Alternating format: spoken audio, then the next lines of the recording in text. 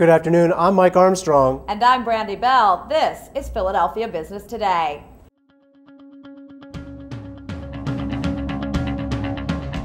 Drug-making giants GlaxoSmithKline and Pfizer are teaming up to invest in the research and development of HIV treatments.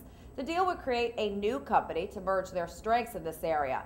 Glaxo, which until recently had its U.S. headquarters here in Philly, would hold an 85% interest in the company, and Pfizer would have a 15% interest.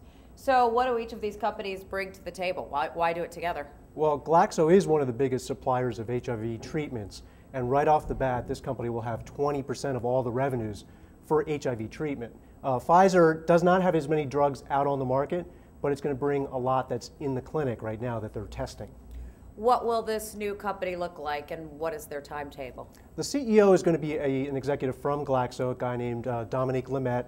We don't know where it's going to be based. They hope to close the deal in the fourth quarter of this year. And it looks like this is going to be a smaller, research-focused organization, really trying to push drugs, new drugs out there. What is behind this idea, do you think? What made them decide to do this? I think there are two main reasons. One is Glaxo's CEO, Andrew Whitty, is really focused on making this company nimbler, his company nimbler. So that means smaller organizations that can react quickly. Pfizer is buying Wyeth, and that is a huge deal for them. And I think what this deal is saying is they're no longer going to be in the AIDS drug treatment program. They're not going to come up with new drugs for AIDS, so they're going to put their portfolio into this new company. Well, call it a sign of the times. A bowl game that had been sponsored by a maker of plasma TVs will now be named for an auto body chain. King of Prussia-based Mako agreed to sponsor the Las Vegas Bowl for the next 3 years. It replaces Pioneer, which had sponsored the game for the last 5 years. Recently, Pioneer said it was getting out of the plasma TV business. Sure, this game, held just before Christmas, doesn't figure into the Bowl Championship Series, but it is part of Mako's parent company's marketing strategy.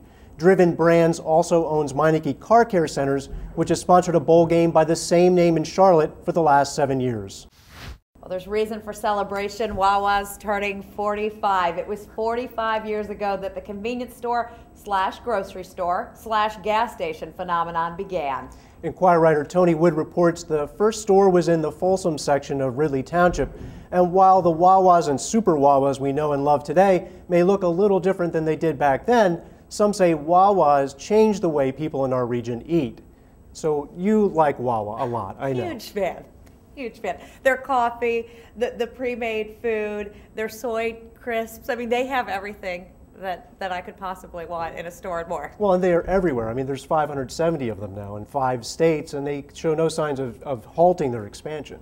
Why are so many people, including myself, obsessed with Wawa? They have a cult following almost. Why? Well, a lot of people in the food marketing business say they do it right because they know that all of us are under the gun, we're under pressure, and they have the coffee. Everything's in quick reach. You get in, you get out. So they've got it down to a science. And their cashiers are like the fastest in America, aren't they? And they're like ringing the person up behind you before you've even gotten out of the way. You don't become the number 3 food retailer in Philadelphia without doing something right.